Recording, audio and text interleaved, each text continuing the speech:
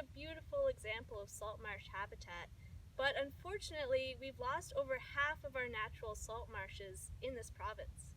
We lost many of the salt marshes in the Maritimes, starting hundreds of years ago when the first European settlers arrived in the area, called the Acadians.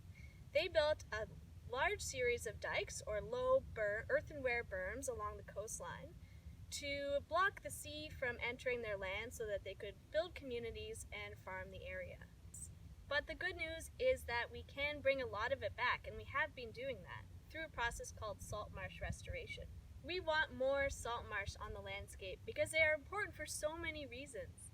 They protect our coastline and our coastal communities from increased wave action and rising sea levels and storms that we're seeing through rapid climate change. They provide habitat for young fish and all sorts of birds and other wildlife, and they're beautiful places. Just look at this place behind me.